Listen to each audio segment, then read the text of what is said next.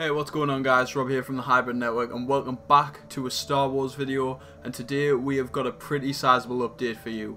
A huge episode 8 development. After the other day's big news, it seems kind of silly to look all the way forward to episode 8 when The Last Jedi is still 3 months away, but we have to at this point, as you may have heard that the film's director, Colin Trevorrow of Jurassic World, has left the project. Funnily enough, as has been pointed out, at this point there are more directors to have left Star Wars films than not. This video though will focus on who could potentially replace him, as that announcement will likely come in the next few months, with the film set to begin shooting next year, and several strong candidates are already emerging. First up, we have the holdover, Rian Johnson. It would be a first in the Star Wars franchise, or should I say the first time a director not named George Lucas directed back-to-back films, or even multiple films in general. George just had control issues. Johnson of course is currently directing The Last Jedi, and hype is reaching an all-time high surrounding the sequel, which promises to break new ground in a darker tone on the franchise,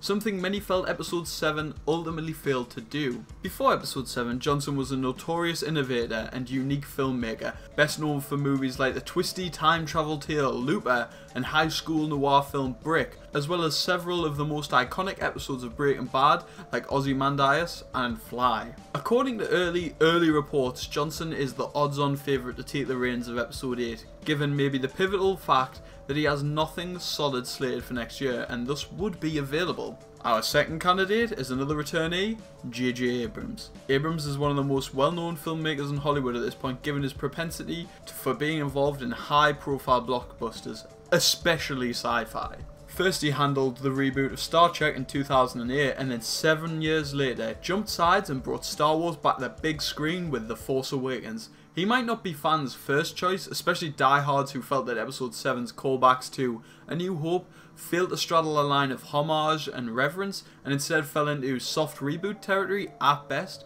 and the realm of crude mimicry at worst. Fans might not have to worry though, as Abrams' potential involvement might be over before speculation really gets going.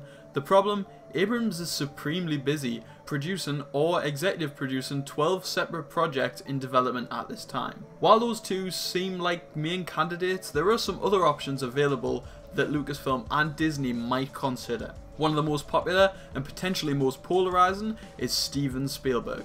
Spielberg is of course a Hollywood legend with a resume that essentially reads like a list of Hollywood's most popular and successful films of the last 40 years. Spielberg is also of course good friends with George Lucas, dating back to Spielberg directing the Indiana Jones films written and produced by George. If rumours are to be believed, Spielberg was also Lucas's first choice to direct A Return of the Jedi, something that never came to pass of course. But that may have potentially changed the course of Star Wars history. Why wouldn't it work? Well, like Abrams, Spielberg is remarkably busy, not only an active director with projects like Ready Player One and Indiana Jones 5 in development at one stage or another, but also a producer with a dozen other films he's involved in some capacity. Who else then?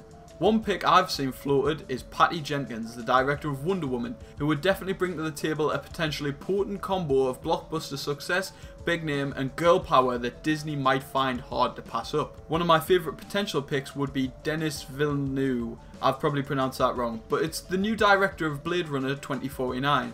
And while we'll have to wait and see how the first attempt at a franchise tentpole goes, it definitely isn't lacking visually and something Lucasfilms always prioritises. Those would be maybe my top 4 picks, but definitely bank on Johnson. Of course he may decide he wants out to stretch his legs and try something different, but he would certainly be my pick, and he might just be Disney's too. Let me know which director you want to replace Colin Trevorrow in the comments section down below. I've been Rob from the Hybrid Network. Please like, subscribe, press the alert button so you know when we upload. Goodbye.